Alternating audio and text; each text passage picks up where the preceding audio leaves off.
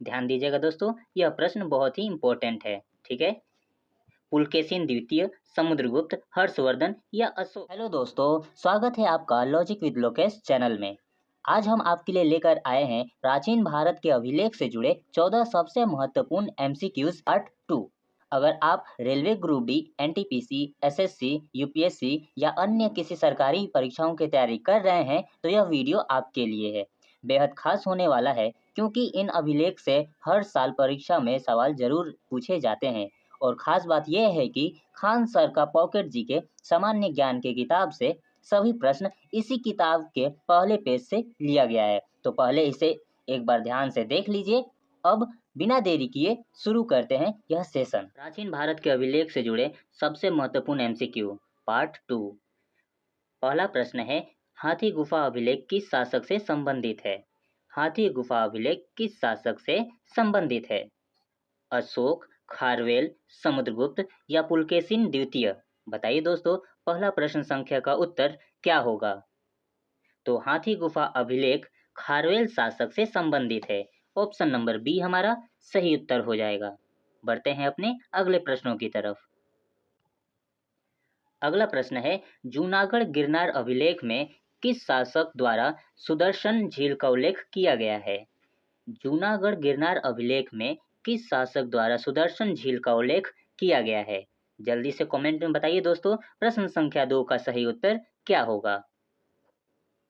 तो जूनागढ़ गिरनार अभिलेख में रुद्रमान शासक द्वारा सुदर्शन झील का उल्लेख किया गया है। ऑप्शन नंबर सी हमारा सही उत्तर हो जाएगा।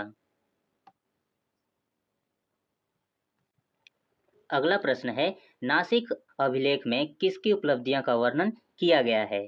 नासिक अभिलेख में किसकी उपलब्धियों का वर्णन किया गया है? तो नासिक अभिलेख में सातवाहन शासक गौतमीपुत्र सातकर्णी उपलब्धियों का वर्णन किया गया है। ऑप्शन नंबर बी हमारा सही उत्तर हो जाएगा। अगला प्रश्न है, प्रयाग प्रशस्ति अभिलेख किस शासक की विजयों का विवरण देता है? अशोक का, समुद्रगुप्त, स्कंदगुप्त या रुद्रमान गुप्त का विवरण? बताइए दोस्तों, प्रश्न संख्या 4 का सही उत्तर क्या होगा? तो प्रयाग प्रशस्ति अभिलेख समुद्रगुप्त शासक की विजयों का विवरण देता है। ऑप्शन नंबर बी हमारा सही उत्तर हो जाएगा। अगला प्रश्न है, ऐहोल अभिलेख किस शासक से संबंधित है?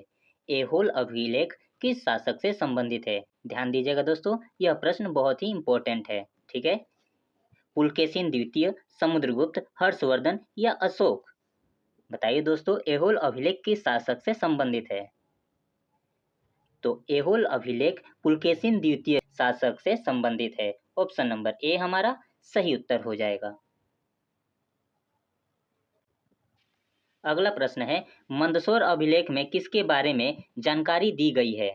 मंदसौर अभिलेख में किसके बारे में जानकारी दी गई है? तो मंदसौर अभिलेख में यशोवर्मन के बारे में जानकारी दी गई है। ऑप्शन नंबर बी हमारा सही उत्तर हो जाएगा। अगला प्रश्न है, ग्वालियर अभिलेख किस वंश के इतिहास को दर्शाता है? ग्वालियर अभिलेख किस वंश के इतिहास को दर्शाता है? बताइए दोस्तों, प्रश्न संख्या 7 का सही उत्तर क्या होगा? ग्वालियर अभिलेख प्रतिहार वंश के इतिहास को दर्शाता है। ऑप्शन नंबर सी हमारा सही उत्तर हो जाएगा। अगला प्रश्न है, भीतरी एवं जूनागढ़ अभिलेख में किस शासक द्वारा हूणों पर विजय का उल्लेख किया गया है? भीतरी एवं जूनागढ़ अभिलेख में किस शासक द्वारा हूणों पर विजय का उल्लेख किया गया है? तो भीतरी एवं जूनागढ़ अभिलेख में स्कंदगुप्त शासक द्वारा हूणों पर विजय का उल्लेख किया गया है। तो हमारा सही उत्तर हो जाएगा ऑप्शन नंबर बी।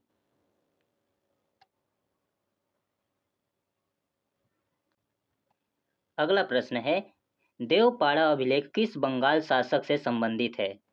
देवपाड़ा अभिलेख किस बंगाल शासक से संबंधित है? तो देवपाड़ा अभिलेख विजयसेन बंगाल शासक से संबंधित है।